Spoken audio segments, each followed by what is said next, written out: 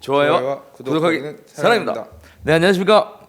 2018년 4월 24일 고품격 부동산 방송 부동산 별별사에 오신 여러분을 환영합니다. 자, 오늘은 한 주간의 이슈를 다루는 별별 이슈 한번 같이 진행해 보도록 하겠는데, 오늘도 변함없이 우리 부동산 스터디 강영훈 선생님 나오셨습니다. 반갑습니다. 안녕하세요. 자, 오늘 뭐 특별한 이슈들이 몇 개 있는데요. 일단 시장에 좀 당황스러운 이야기들도 좀 있고, 그리고 또 우려스러운 일들도 좀 있고 해서 오늘은 그런 내용 가지고 한번 점검해 보도록 하겠습니다. 자, 일단은 전체적으로 부동산 시장 자체는 전세 가격, 강남을 중심으로 해서 전세 가격 하락이 지금 심화되고 있는 추세인 것 그런 같아요. 기사들이 좀 많이 보여요. 예. 네, 네. 역전세 난 우려에 대한 네. 기사들이 많이 보이더라고요. 그렇죠. 지금 그래서 강남 전세 가격이 뭐 한 1억에서 4억 정도 주저앉았다 이런 얘기들 나오면서, 뭐 잠원동 아파트 같은 경우에는 14억에서 11억, 아크로 리버브 같은 경우에도 14억에서 11억, 삼성동 센트럴 아이파크 같은 경우에도 9억 정도로 해서 지금 전세가 지금 가격이 빠지는데, 많은 사람들은 이제 대규모 강남에 새로 입주하는 아파트들, 뭐 대표적으로 마크로 리버뷰라든지 송파 헬리오시티라든지 이런 아파트들 때문에 가격이 빠진다라고 보고 있는데, 이게 문제가 되는 게, 이게 지금 두 가지 큰 문제가 있는 것 같더라고요. 일단은 분양받았던 사람들은 전세에 놔서 잔금 치려고 했는데 거기서 문제가 생긴 거죠. 그러니까 자금 조달하는 부분에 있어서 그렇죠. 이제 전세 받아서 잔금 치르고 자금 이렇게 하려고 했던 분들, 또는 중간에 뭐 매수하셨던 분들도 있잖아요. 네네. 비싸게 매수하신 분도 있을 텐데, 네네. 이런 분들은 뭐 입주할 때 전세를 14억 받아야지 생각했던 게 11억밖에 안 되면 대출도 좀 막힌 상태고, 그렇죠. 그래서 좀 자금 조달 문제 때문에 약간 머리 아플 수 있는 우려도 있는 것 같고요. 맞습니다. 실제로 이 물량들이 강남권도 서초구, 강남구, 특히 서초구 쪽 그냥 입주 물량들이 단지들이 여러 개 있고, 그 송파 같은 경우는 헬리오시티 연말 입주가 물량이 뭐 9천 세대가 넘으니까, 뭐 임대 제외하고도 세대가 많으니까, 그렇죠. 워낙에 많으니까. 예, 이런 물량들이 많아서 조금 그 전세 가격들이 확실히 좀 조정된 모양새인 단지들이 있는 것 같아 보여요. 맞아요. 그래서 사실 저는 개인적으로 뭐 세 가지를 생각을 해봤어요. 근데 첫 번째가 아까 말씀드렸던 신규 분양받았던 사람들이 전세를 맞춰서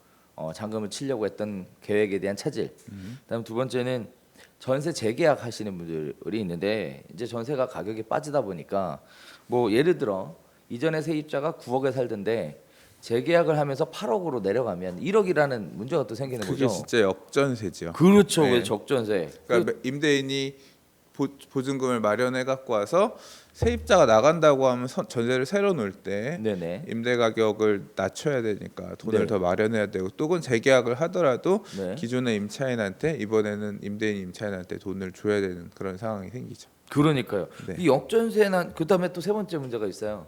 일단은 갭 투자를 한 사람들이 많잖아요. 네. 갭 투자를 한다는 게 결국은 전세를 놓을 걸 예상해서 갭 투자를 한 건데, 전세 물량이 그래서 급증을 하기 때문에 이제 수급에 문제가 생겨서 또 가격이 하락하는 문제. 고통스럽죠. 뭐 얼마 전에 네. 그 수도권에 그 아파트 경매 몇십 채 나온 일도 결국은 이렇게 일률적으로 전세 가격들이 빠지니까 그 전세금을 올려서 뭐 막기 하려고 했던 분들이 오히려 돈을 갖다 박아야 되니까, 돈을 더 내야 되니까 문제가 됐던 것처럼, 그런 문제들이 서울 안에서도 발생되는 지역들이 나올 수 있다. 네. 뭐 그렇게 되는 거죠. 자, 그러면 일단은 역전세라는 것이 시장에서 현재 큰 문제가 될 것으로 보여지고 있는데, 강 선생님은 예전에 역전세 한번 경험해 보셨잖아요. 저는 경험해봤어요. 그러니까 역전세를 경험하면서 역전세에 대한 일단 강 선생님 생각하는 생각하고, 그리고 역전세에 대해서 이제 처음 경험하시는 분들을 위해서 이렇게 대처해라. 역전세. 죄송합니다. 전화를 안 돌려놨네요. 예, 정신이 없어서. 역전세 대처 방법이요? 네, 일단 역전세 역전 이렇게 대처해라. 제가 사실 그래서 갭 투자가 상승장에선 정말 좋아 보이는데 네네. 적은 레버리지 말 그대로 타인의 자본을 활용해서 적은 돈을 가지고 집을 많이 살 수 있으니까 갭 투자가 되게 좋아 보이지만 반대로 전세 가격이 빠지는 이런 역전세 시절이 오면 답이 없거든요. 그러니까. 답이 없어서 이 도미노예요. 그래서 사실 그래서 그렇게 무리하게 레버리지 투자를 하는 건 좋지 않다라는 게 일단 첫 번째 생각이에요. 우리가 하지 말라 그랬잖아요. 그렇게까지는. 예. 네네. 근데 많이 지금 이 정도까지 무너질 거다. 사실 지금 뭐 무너진 상황이 막 엄청나게 심하게 발생한 건 아니고 그렇죠. 이제 그럴 우려가 있고 일단 예상보다 높지 않은 금액이 나와서 간다고 하는데 어떻게 해결을 할까요? 그러니까. 나도 모르겠어. 역전세난 이렇게 대처하라. 어떻게 한번 좀 알려주세요. 아 왜 그러세요? 몰라. 일단은 수요하고 공급이 안 맞잖아요. 그래서 세입자 모시기 전쟁 뭐 이런 거 있을 것 같고. 네. 일단 저런 게 있어요. 그 뭐가 있냐면 일단은 보면 그 기사도 얼마 전에 났는데 시세가 일반적인 전세보다 좀 많이 싼 전세가 나오기도 해요. 이렇게 입주 때 입주 물량들 같은 경우 보통 보면 그러니까 서울보증보험 같은 전세금 반환 보증보험 상품 파는 데들이 있거든요. 네. 그것 중에서 이제 공공자금으로 쓸 수 있는 전세금 반환 보증보험도 있지만 서울보증보험 같은 민간 반환 보증보험도 있어요. 여기 네. 가입을 할 때는 이런 애들은 비용이 조금 많이 들지만, 그러니까 그 보증료가 많이 들어요. 보증료가 많이 들지만 그래도 조금 높은 한도까지 이 보증 가입이 되거든요. 그래서 선순위로 대출을 일부 받고 그 다음에 후순위로 전세를 놓게끔 해서 처리들을 한 경우 이제 부동산 중개업소에서 아마 방법들을 알려줄 거예요. 그런 방법을 그러면 이제 그 보증 보험료 부담을 보통은 이제 임대인들이 하시는 경우가 많이 있는데 그런 식으로 하게 되면 일단 잔금은 치를 수는 있죠. 그렇죠. 예, 그게 뭐 선순위 대출 가격이 얼마고 전세 가격이 얼마, 그래서 그 금액 가액 비율이 전체 가액 대비 몇 퍼센트 이런 식으로 정해지면 가입되고 이런 게 있거든요. 근데 이제 그런 방식으로 실제 서울보증보험이나 대한주택보증 같은 보험 상품을 이용하면 시세 대비 90%까지 채권 최고액하고 전세 보증금의 합계액이 맞춰지기 때문에 사실 선순위 대출을 받으면 되긴 해요. 말씀하신 것처럼. 네. 근데 두 가지 문제가 발생을 하죠. 하나는 보증료, 쉽게 얘기하면 보험료가 굉장히 비싸다는 거. 보통 1년 단위로 해서 1억에 한 40만 원 정도 하니까 그거 뭐 계산해 보면 꽤 돼요. 몇백 됩니다. 네. 그래서 그런 부분들에 보험료가 대한 많죠. 문제. 생각보다. 보험료가 상당히 높다라는 거. 그런 문제가 또 있고. 자, 다음에 두 번째 문제는 강남권 같은 경우에는 보증을 든다 하더라도 투기 지역 같은 경우에는 대출이 안 된다. 대출이 안 나오는 경우도 있죠. 그렇죠. 강남은 특히나. 그러니까 투기 지역 같은 경우는 대출 2건 이상 안 되는 경우가 있어서 보통 이제 주택담보대출이 한 건 아예 없으신 분 같은 경우는 그래도 몇 퍼센트 나오니까 그걸로 대출 받고 나머지 후순위 전세금으로 처리를 하면 되긴 할 텐데 투기 지역 같은 경우는 차주 한 명당 담보대출 2건이 안 되기 때문에 그렇죠. 이제 말씀하신 것처럼 아예 대출이 안 나올 수도 있죠. 맞아요. 그래서 그런 부분들 때문에 어떻게 해요 그러면? 네? 방법이 없어요? 있죠. 어저께 그래서 우리 또 특강했잖아. 어떻게 하면 돼요? 특강했잖아요. 네. 그래서 이런 얘기하면 좀 그렇지만 보통 이군금융권, 이금권 이금융권에 최근에 후순위 담보대출 후순위로 있더라고요. 금리가 좀 그 전세를 놓고 후순위로 대출을 그렇죠. 받는 후순위 거네요. 대출을 받는 건데 네, 그런 금리가 가능하더라고요. 그리고 그거를 중금리 대출이라고 중금리 부르더라고요. 대출.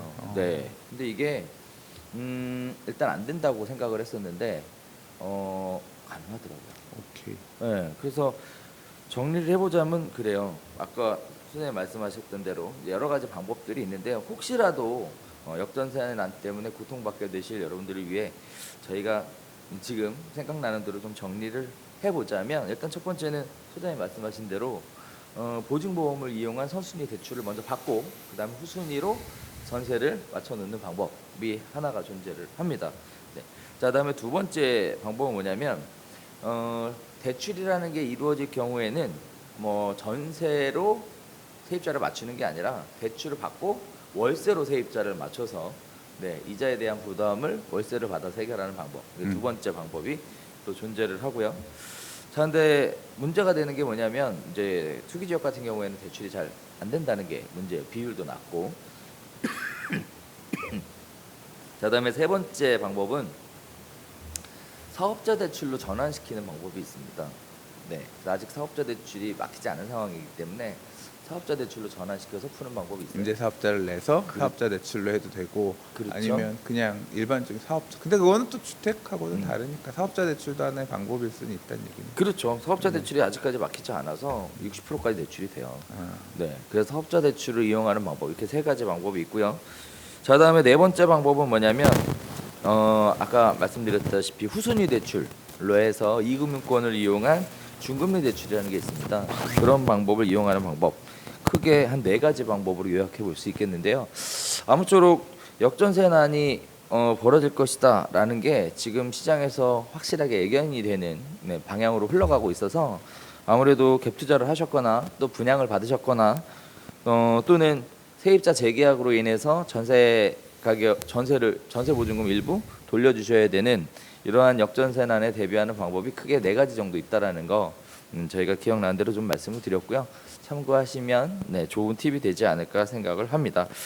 자, 이렇게 또 말씀 하나 드리고요. 자, 다음에 부동산 가격도 그러면 역전세난 이후에 좀 빠지겠어요? 이렇게 가면? 근데 지금 일단은 수요층들이 많이 잠겨 있어서 전세 가격이 빠지면 사실 지금 부동산 시장에 들어가는 자금들을 네네. 굉장히 촘촘하게 막았단 말이에요. 그렇죠. 아까 말씀하신 사업자 대출 이런 거 외에는 네네. 가계 대출로서는 지금 많이 막혀 있는 상황인데 네. DTI, DSR 이런 식으로 LTV 다 막혀 있는데 결국 지금 제일 올 상반기에 부동산을 사고 팔고가 많이 있었어요. 그렇죠. 예, 산 사람도 있지만 판 사람도 많고 음. 판 사람이 많다는 건 결국 돈을 지금 들고 있다는 얘기인데요.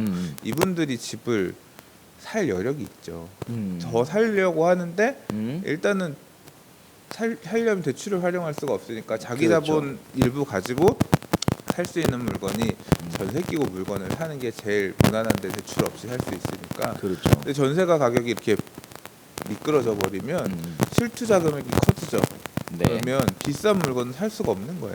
그래서 만약에 이렇게 수요가 결국은 못 들어가면 가격도 조금 조정 장세로 뭐 단기간에 가격이 확 빠지거나 그러지는 않을 거라고 생각해요. 그냥 매도인들도 그렇게 막 지금 조급하거나 그런 시절이 그런 아닌데, 상황이 아니죠. 네. 그래서 좀 그런 거래가 준 상황에서 이 시장이 좀 거치면서 좀 가리라고 생각하고. 근데 지금 뭐 역전세난 심각할 수도 있다 얘기는 하지만 그게 모든 지역에서 다 그런 게 아니라 서울 안에서도 좀 제가 생각할 때는 지역마다 조금 다를 거라고 생각하거든요. 예, 물량들이 있는 지역들 중심으로 있는 거고 아닌 지역들 사실 집값이 많이 안 오른 지역들도 많이 있거든요. 네네. 그래서 조금 상황 자체는 지역마다 다르게 나타날 것 같아요. 강남 지역들 같은 경우는 많이 오르기도 했고 네. 이제 입주 물량 때문에 약간 이렇게 주춤하는 부분들이 있으니 음.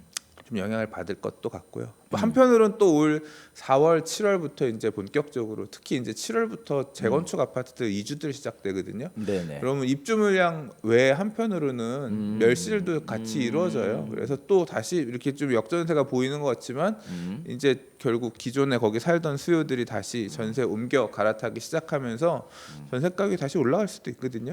이제 뭐 그렇다고 보면 또 그때 가서는 어떻게 될지 모르죠. 그러면서 다시 불을 지필 수도 있고. 그리고 이제 또 공급 측면에서는 요새 워낙 분양 이슈들이 커서 네네. 분양하는 단지들의 관심들이 높거든요. 그렇죠. 네, 아주 높죠. 예, 사람들이 지금 집을 살려고 하기보다는 분양 받으려고 하는 분양의 기회가 많을 거다 생각해서 기다리시는 분들도 많은데 네네. 이렇게 분양에 계속 불이 붙는 모양새가 보이면 또 올 하반기 시장은 어떻게 갈지는 사실 그래서 그렇게 안 좋게 보이는 부분 반. 네. 그다음에 분양을 받으려고 계속 난리라는 건 그만큼 여전히 하고 싶은 수요는 있다는 얘기죠. 그렇죠. 그게가 보면서 가야 될 것 같아요. 네. 일단은 저는 최근 들어서 우리 그 부동산 하시는 분들한테 만나보면 저는 개인적으로 거래량이 폭발적으로 늘어날 것 같지는 않아요. 전할 수는 없죠. 네. 구조적으로. 그래서 가격도 일정 부분 과열 양상을 보였던 지역들은 조정을 받지 않을까라고 예상을 해서 최근 들어서는 이제 동면 준비하라고 얘기하거든요. 동면 준비. 긴축 재정이죠, 뭐 긴축 재정. 네. 그래서 동면 준비하라고 얘기를 드리고요. 그 다음에 또 하나는 이제 이러한 어려운 시장에 대한 변화를 사실은 능동적으로 대처를 운 좋게 착착착 넘어가면 좋은데 그게 안 될 경우에는 어쩔 수 없이 이제 타인 자본이라는 걸 이용을 해야 되거든요. 그래서 효과적으로 타인 자본을 이용하는 방법에 대해서 이야기하면서 사실 저희가 얼마 전에 책 출간했잖아요. 네, 저도 지난주에 뵙고 아, 그러셨어요? 손에 잡히는 부동산 대출 최이범. 맞아요, 맞아요. 네. 손에 잡히는 부동산 대출 네. 인기가 올라가고 있습니다 지금. 네.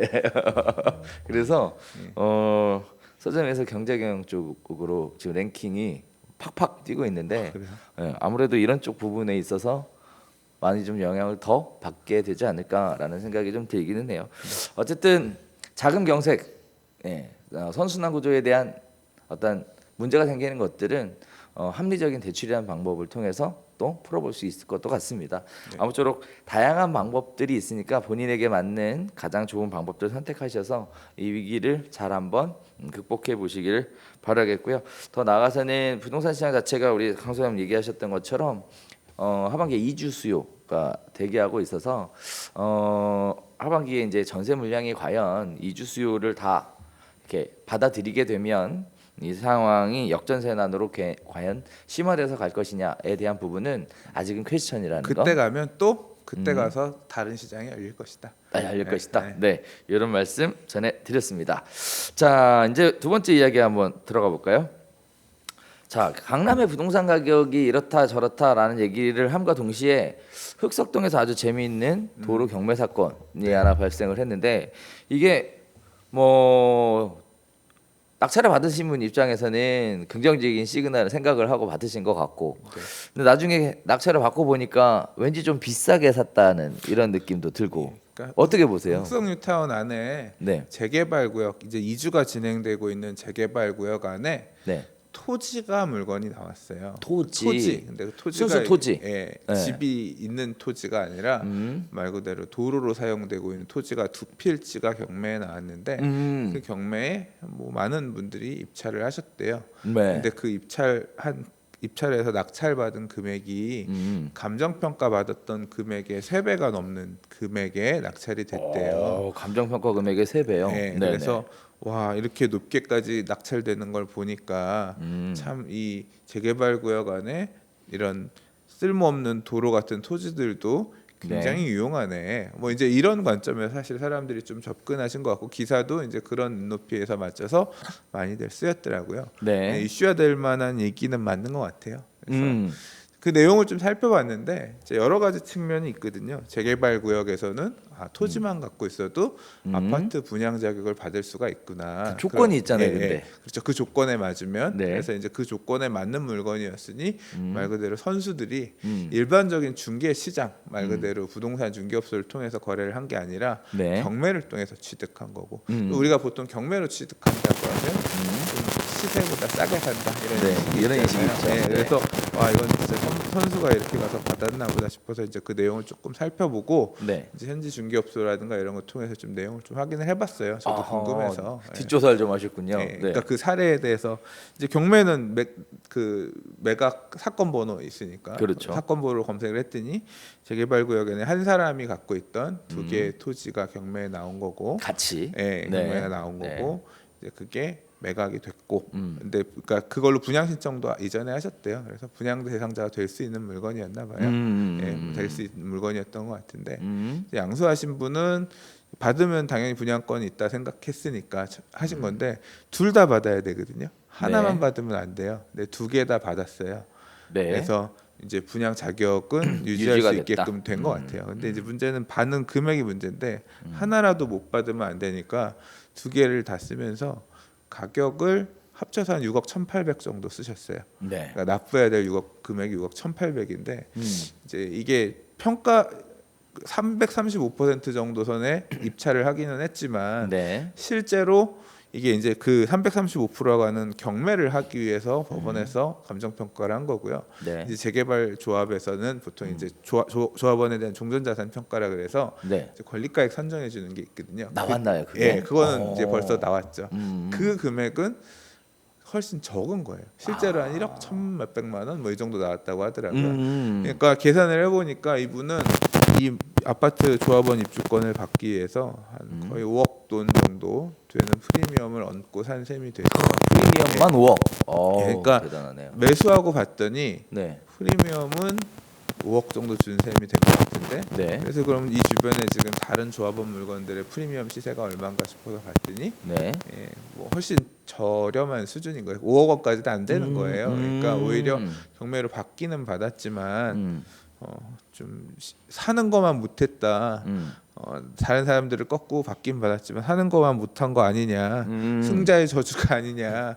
이제 이런 얘기도 나오는데 또 모르겠어요. 이게 이제 그냥 이거는 가격만 놓고 봐선 그런데 경매라고 하는 건 그렇잖아요. 뭐 MPL이라 그러나요? 네. 그래서 뭐 채권을 대신 싸게 사면 매각 가격을 높게 사도 실제로는 뭐 먹을 게 있다. 뭐 이제 그런 이유가 있어서 그랬는지는 잘 모르겠어요. 네. 그러니까 말씀드릴 수 있는 거는 그렇게 받은 금액 일단 외형상 보이는 거는 그렇게 싸게 받으신 건 아닌 것 같더라고요. 그래서 그것만 보면 잔금 납부 안 하실 것 같은데 또 모르죠. 그럼 뭐 채권이 있었는지 어땠는지. 근데 그 채권자가 개인이었던 것 같거든요. 네, 그래서 아마 뭐 유동화 이런 회사가 그 채권을 갖고 있던 건 아니어서 좀 유동화 회사로부터 매입한 사람이 낙찰을 그런가? 그럴 수도 있겠네. 모르겠어요. 그런 세부적인 내부 그것까지는 잘 모르겠어요. 근데 아무튼 좀 자, 일단은 뭐 생각해 볼 게 몇 가지 있어요. 일단은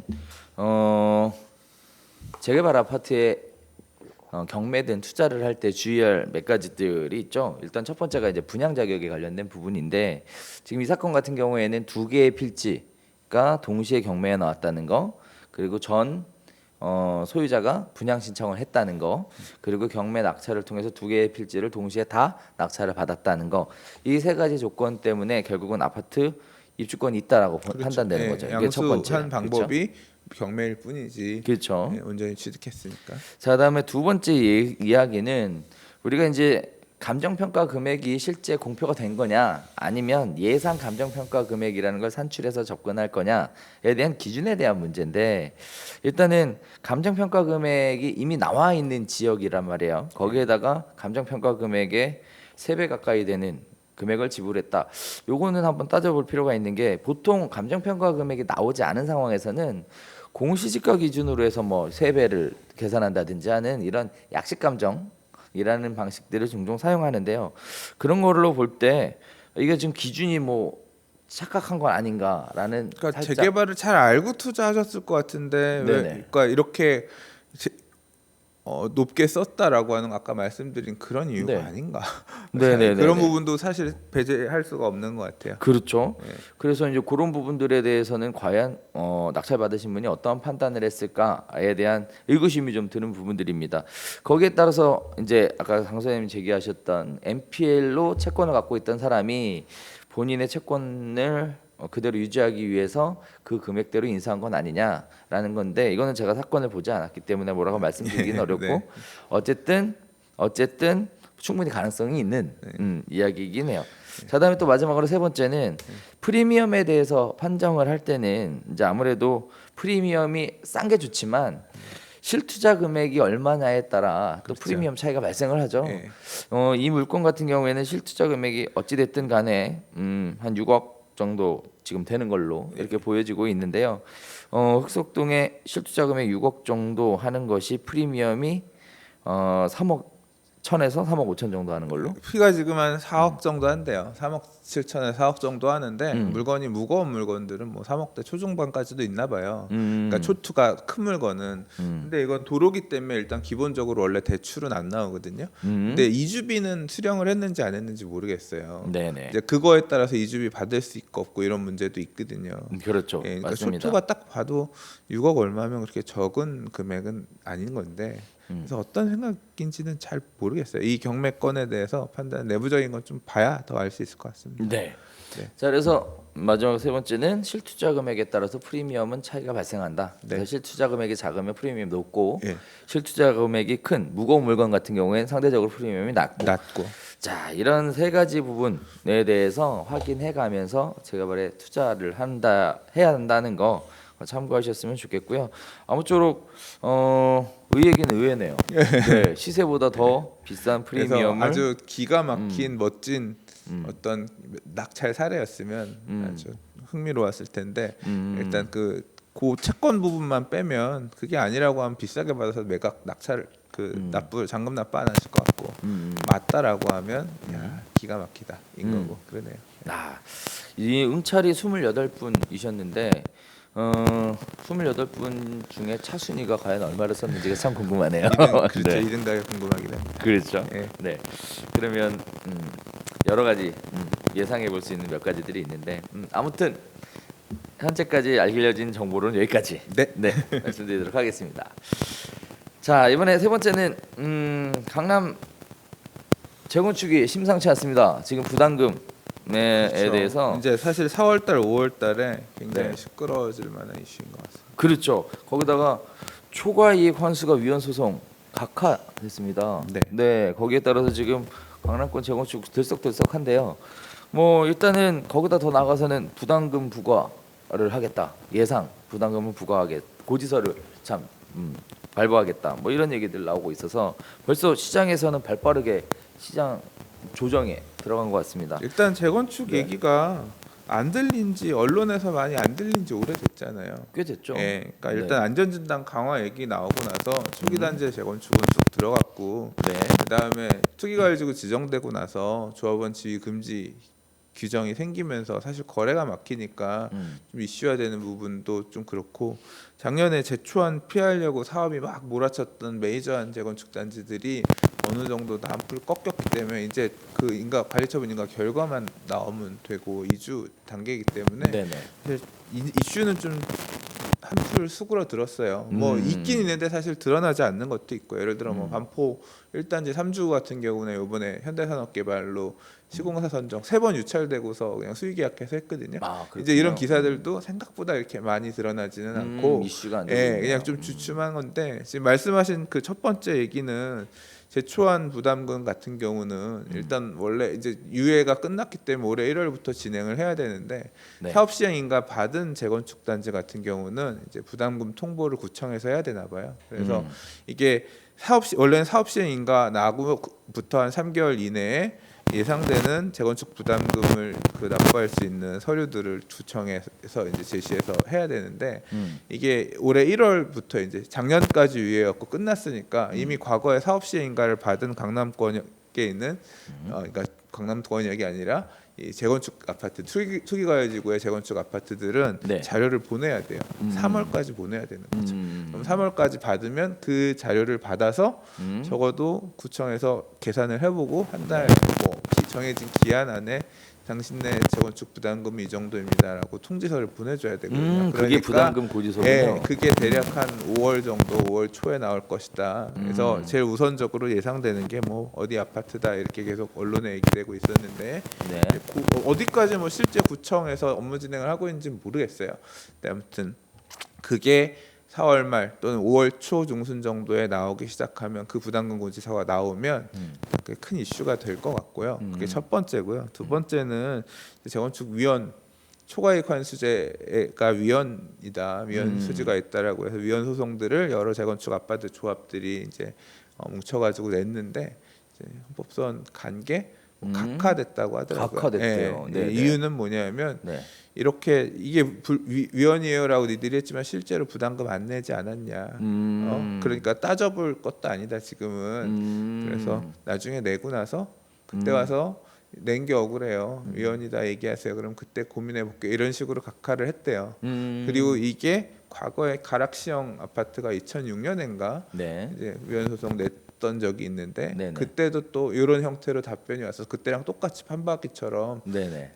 지금은 고민하지 않겠다 이런 식으로 헌재가 그 입장을 보여서 되게 실망스럽다. 뭐 이제 그런 식으로 해당 그 재건축 단지들 했던 그렇게 얘기를 하신 것 같아요. 맞습니다. 자, 이런 부분들이 시세에 영향을 미쳐서 지금 잠실 5단지나 음마, 압구정 현대 8차 같은 경우에는 살짝 가격 조정에 들어간 것 같은 그런 뉘앙스를 보이고 있습니다. 실질적으로 부담금에 대한 기대, 부담금이라든지 뭐 제초한 이라든지 무슨 뭐 안전진단 강화라든지 뭐 대출에 대한 어떤 규제라든지 이러한 정부 정책들이 아무래도 이제 재건축 시장에 영향을 확실하게 미치는 것 같습니다. 거기에 따라서 가격들이 살짝 조정을 받고 있는 모습들인데 뭐 두 가지 얘기가 알려질 것 같아요. 뭐 정상적인 반응이다. 뭐 또는 원래 더 올라가야 되는데 정부의 뭐 이런 부분들 때문에 못 올라간다. 시장의 두 가지 이야기들이 양분되는 것 같습니다. 아무쪼록 시간을 좀 지켜보면서 부담금 고지서가 어떻게 발부가 되고 어느 정도의 부담금이 나오게 되는지에 따라 시장에 영향을 좀 미칠 것 같으니까 관심 있게 지켜볼 내용인 것 같고요. 아직 재건축에 관심 있는 분들은 좀 기다려야 되겠죠? 기다리는 분들도 많이 계시는 것 같아요. 네네. 그러니까 좀 가격 조정 받으면 음, 사야지 하면서 너무 올라서 못 음. 사고 있어요. 왜 이렇게 갑자기 올라 버렸어에 대해서 음, 좀 아쉬워하는 분들이 많으니까. 또 사실 막 차 좀 비싸게 사셨던 마지막에 이제 사셨던 분들 입장에서는 네네. 사실 지금의 어떤 이런 장세가 너무 불안하고, 음, 그러니까 모든 상황은 양면성이 있는 것 같아요. 맞습니다. 네. 자, 그래서 상황 지켜보고 다시 한번 이야기 나누는 걸로 그렇게 하도록 하겠습니다. 네. 자, 이제 마지막 이야기입니다. 자, 이제 분양에 관련된 이야기 네. 잠깐 나눠볼 텐데요. 일단은 관심 지역들 대표적으로 뭐 당산 센트럴 아이파크, 성북역 롯데캐슬 뭐 이런 지역들은 경쟁률이 어마어마하고요. 네. 지난주에 저기 동탄 신도시의 예미지 C7 블럭 같은 경우는 장난 아니었어요. 아우, 네, 그랬나요? 네. 네. 그러니까 분양 시장은 뜨거운 데들은 엄청 뜨겁고요. 네. 관심 없는 데들은 관심 없고, 양극화가 좀 심화되는 것 같아요. 맞습니다. 분양시장의 지역별 양극화가 상당히 심화돼가고 있는 모습들입니다. 자, 인기 지역과 비인기 지역에 따라서 양극화가 이렇게 심해지는 건데 일단은 인기 지역이다라고 얘기하면 결국은 사람들이 살고 싶어하는 지역 얘기하는 거죠?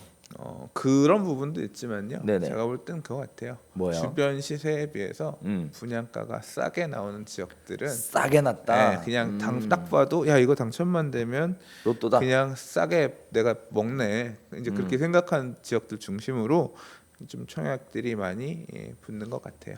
맞습니다. 그래서 뭐 불과 얼마 전까지만 해도 로또 분양 얘기가 있었었는데 그때 강 선생님 그런 말씀 하셨었죠. 분양 물량이 앞으로 더 나올 것이다. 그렇죠. 올해 그죠? 좋은 거 많습니다. 네네. 내년도 많아요. 네. 그러니까요.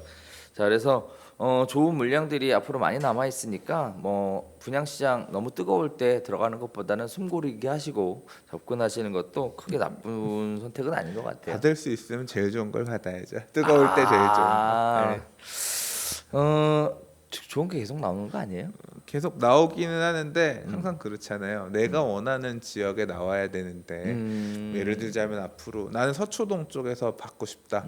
서초동의 아파트가 계속 나오는 거 아니거든요. 그렇죠. 지금 뭐 이번에 서초우성 1차, 올 하반기에 무지개, GS, 자이 뭐 이런 것들 빼면 사실 구건역에 신동아 이제 하면 신동아 그렇죠. 내년이나 내후년이나 나올 텐데 멀단 말이에요. 없어요. 그거 끝나면 또. 그러니까 내가 그 지역에서 새 아파트를 하면 그걸 해야 되는 거죠. 뭐 그 동네 요번에 이제 서초 지구단위 계획 수립하면서 지능 아파트도 움직일 것 같은데 거기는 언제 재건축할지 모르거든요. 한참 뒤니까. 이제 그런 것처럼 지역 내가 찍어서 보는 지역이 있다라고 하면 조건이 된다고 하면 적극적으로 어프로치해야죠. 또 분양가가 어떻게 바뀔지 모르니까요. 일단은 워낙에 경쟁률이 세서 당첨이 안 되니까. 경쟁률이 아니라 가점이죠. 가점 참. 네. 가점이 중대형은 세서. 절반이 청약인데. 맞아요. 네. 그래서 안 되니까 그런 부분들 때문에 이제 다들 생각하시는 게 제 주변에서도 지금 뭐 여러 가지 생각하셨더라고요. 그래서 여기가 1순위, 여기가 2순위, 그래서 결국 3순위로 해서 경기도권까지 이렇게 뭐 살펴보고 있는데 아무쪼록 뭐 현명한 선택들 하셨으면 좋겠습니다. 분양에 대한 얘기는 당분간 계속될 것으로 보여지는 가운데 내 집 마련에 대해서 관심 있으신 분들은 지금이 좋은 기회가 될 수도 있는 거 잘 기억하셨으면 좋겠습니다. 아무쪼록 청약하기 전에 가점부터 확인해야 된다는 거죠. 그건 당연한 거죠. 지금 청약하시면 저희보다 잘 알아요. 네. 그렇죠. 네. 자, 가점부터 확인해 보시고 그렇게 접근하시면 좋겠습니다. 자, 오늘 여기까지 한번 진행해 보도록 할게요. 한 주간의 이슈를 가지고 여러분들이랑 같이 이야기 나눠봤는데요. 시장이 뭐 지금 어떻게 보면 약간 좀 불안한 상태에서 끌려가고 있는 모습들입니다. 현재 상황이 앞으로 어떻게 될 것인지, 어떻게 뭐 준비할 것인지에 대해서 저희 별별수다 함께 여러분들 함께 해주셨으면 좋겠고요. 그리고 이 시장의 변화에 능동적으로 대처해서 본인에게 가장 좋은 합리적인 선택들 하시기를 바라겠습니다. 저희는 준비한 내용 여기서 인사드리도록 하겠고요. 다음 주에 다시 인사드리도록 하겠습니다. 감사합니다.